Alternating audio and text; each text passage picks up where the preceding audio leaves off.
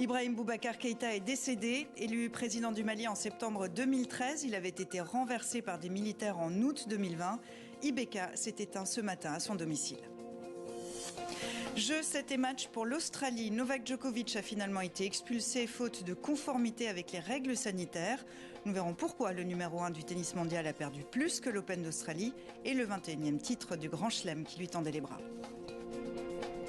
Chaque mois de janvier au Bénin, des cérémonies vaudou se déroulent dans tout le pays pour demander aux divinités la paix pour la nouvelle année. Dans le monde des dieux et des forces invisibles, c'est le grand format de ce dimanche.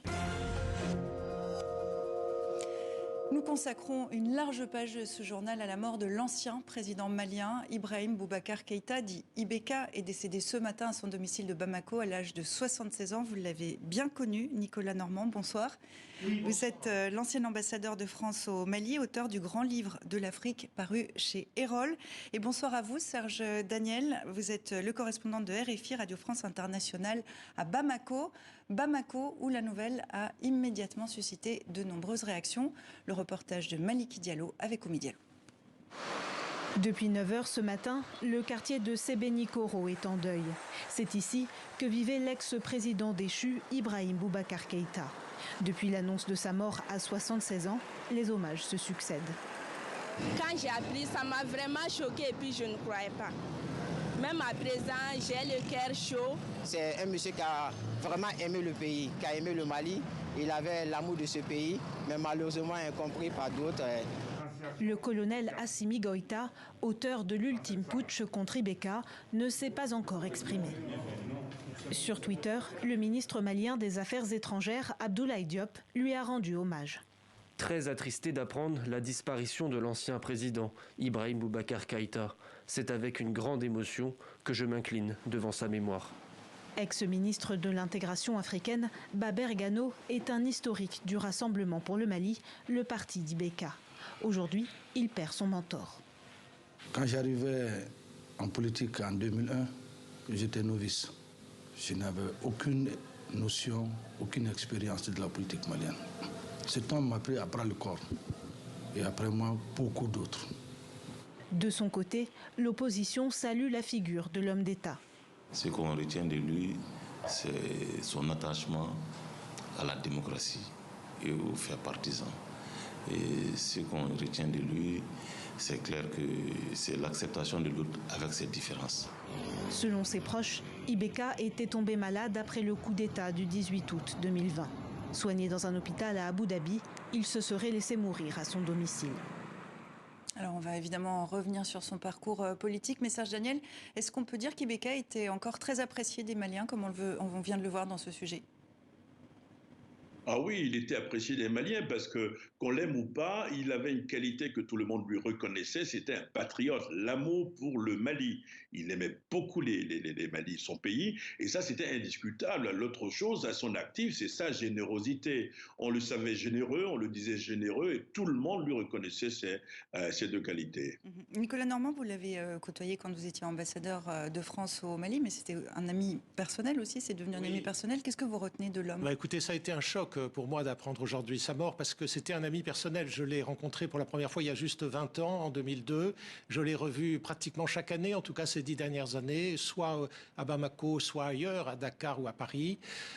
Et c'était un homme pour qui j'avais une profonde sympathie, un profond respect à cause de sa culture, de sa bienveillance, de son ouverture. C'était aussi un grand patriote, ça a été un grand homme d'État. Je sais que la fin qu'il a subie avec le coup d'État a été pour lui un choc aussi, une humiliation, et que ça a probablement accéléré sa mort, parce qu'il était déjà en assez mauvaise santé pendant son dernier mandat. Alors les messages de condoléances affluent à l'international. Le Sénégalais Macky Sall a été le premier. Au Burkina Faso, le président Kaboré tweet ce message. J'ai appris avec consternation le décès ce matin de l'ancien président du Mali, Ibrahim Boubacar Keïta. À sa famille et au peuple malien, je présente mes condoléances les plus attristées. Nicolas Normand, le président français Emmanuel Macron ne s'est pas encore exprimé. Il doit peser ses mots ? Écoutez, j'espère qu'il va le faire. Je ne sais pas si les deux hommes se connaissaient bien et s'appréciaient. En tout cas, ceux qui entouraient IBK, qui ont eu la chance de le fréquenter, C'était mon cas quand il était président de l'Assemblée nationale, ensuite quand il était hors de la politique, notamment pendant le premier coup d'État de 2012. Il était venu à Dakar où j'étais alors ambassadeur. Et ensuite, je l'ai revu beaucoup quand il était ambassadeur, quand il était chef d'État, je vais dire, à Bamako. Et forcément, il inspirait une certaine admiration. Alors, il n'était pas responsable en réalité de la situation assez chaotique du Mali, puisqu'il en avait hérité de son prédécesseur, n'est-ce pas, de la crise de 2012, et il a été élu en 2013. On va revenir justement sur toute cette séquence-là. Vous venez de le dire, élu en 2013, Ibrahim Boubacar Keïta avait été renversé par la junte militaire en 2020. On revient sur son parcours avec Lou Bureau. C'est une des images fortes qui restera de son mandat. Le président malien, Ibrahim Boubacar Keïta, arrêté de force dans ce convoi militaire, victime d'un coup d'État. Une fin inimaginable pour ce ténor de la politique. Ai-je réellement le choix d'y soumettre? Car je ne souhaite qu'aucun sang ne soit versé. La fin d'une vie politique qui avait commencé il y a plusieurs décennies. Ministre à de nombreuses reprises, président de l'Assemblée nationale, Ibrahim Boubacar Keïta, dit Ibeka, a d'abord été aux yeux des Maliens un espoir dans un pays frappé par le terrorisme et la corruption. Sa troisième tentative à l'élection présidentielle de 2013 est la bonne. Il est élu avec un score écrasant de 77%. Nul n'est et ne sera au-dessus de la loi. Elle s'appliquera de manière égale à tous. Réputé pour sa fermeté, Ibeka au pouvoir n'hésite pas à remanier son gouvernement. Jamais le Mali n'avait connu une telle valse de ministres. Un record qui nuit petit à petit à son image. En août 2017, il décide de réformer la Constitution. La rue s'insurge, le projet est abandonné. Mais les scandales, eux, ne font que commencer. Achat d'un Boeing flambant neuf pour ses voyages, réfection du palais présidentiel, ses détracteurs lui reprochent de détourner l'argent public. Pour l'opposition malienne, ce premier mandat est une désillusion, d'autant qu'une partie du nord du Mali échappe toujours au contrôle du gouvernement. Les insignes de la dignité de Grande Croix de Pourtant, l'Ordre national. le 22 septembre 2018, Ibrahim Boubacar Keïta est bien réélu. Des efforts ont été déployés lors de mon premier quinquennat pour répondre à ces demandes. Mais pour les 5 prochaines années, nous avons l'obligation de faire plus et mieux. Mais dans les années qui suivent, les tensions ne diminuent pas. Bien au contraire, le 5 juin 2020, place de l'Indépendance, des dizaines de milliers de personnes manifestent. Le mot d'ordre est très simple. Ibeka doit démissionner. Le mouvement est emmené par l'imam Diko. Il n'écoute personne en plus, parce qu'il s'en fout. Mais je vous jure que cette fois, il le regrettera et sa sortie du pays sera dans l'histoire. Et l'histoire, justement, lui donne raison. Les vendredis de mobilisation se succèdent, avec parfois des affrontements meurtriers, jusqu'à ce 18 août 2020. Les putschistes sonnent le glas de la présidence d'Ibrahim Boubacar Keïta. Depuis lors, c'est la junte qui tient les rênes du pouvoir au Mali. Serge Daniel, quelle image garderont les Maliens de ce long parcours politique ? Je pense que le bilan sera mitigé. Ibeka, je l'ai dit tout à l'heure, c'était un homme généreux, c'était un homme qui aimait son pays. Et puis, il a eu un parcours brillant. Il a été ancien ministre des Affaires étrangères, il a été président de l'Assemblée nationale, Premier ministre. Premier ministre, il fut un homme à poigne. Et justement, lorsqu'il a été élu en 2013, les Maliens s'attendaient à voir cet homme à poigne qu'ils ont connu Premier ministre. Ils pensaient en fait qu'il allait avoir une baguette magique pour régler tous les problèmes, crise au nord, crise sécuritaire, problèmes de développement, lutte contre la corruption. Mais en fait, si vous voulez, si vous constatez, lorsque Ibeka prend le pouvoir en 2013, la crise était au nord. Mais après, la crise s'est métastasée vers le centre. Il n'est pas seulement le seul responsable, comme l'a dit tout à l'heure monsieur Normand, l'ambassadeur, mais on pensait ici qu'il avait une baguette magique pour régler tous ces problèmes-là. Ce qui me fait dire que son bilan politique quand même, son action politique quand même est un peu mitigée. Vous partagez ce constat, un bilan politique mitigé ? Oui, écoutez, je distingue l'amitié personnelle que j'avais avec lui, qui n'était pas due à des raisons politiques, et puis le bilan politique où il faut essayer d'être objectif. Alors c'est vrai que c'était mitigé parce que, comme l'a dit Serge Daniel, il n'avait pas la baguette magique, mais qui aurait eu la baguette magique, n'est-ce pas? Il aurait peut-être fallu un Nelson Mandela ou un Kagame. Lui était en mauvaise santé, il a manqué un peu d'énergie. Surtout, il a mal géré la fin, c'est-à-dire l'élection législative. Il y a eu 30 députés dont l'élection a été contestée. C'est ça qui a déclenché la crise et le coup d'État. Et là, il a manqué de doigté politique. Mais d'une façon générale, je pense qu'il a fait ce qu'il pouvait. C'est-à-dire que je crois que c'est trop sévère de le croire responsable de la dégradation de la situation, de l'extension de l'insécurité vers le centre et vers le Burkina Faso, vers les pays voisins. C'était quelque chose qui échappait quand même au pouvoir de Bamako. Il faut rappeler que le Mali est un État fragile, un État faible, qui n'a pas beaucoup de moyens, et que même avec de l'énergie, un président ne pouvait pas résoudre tous ces problèmes qui sont très très difficiles et qui sont le résultat de décennies précédentes quand même.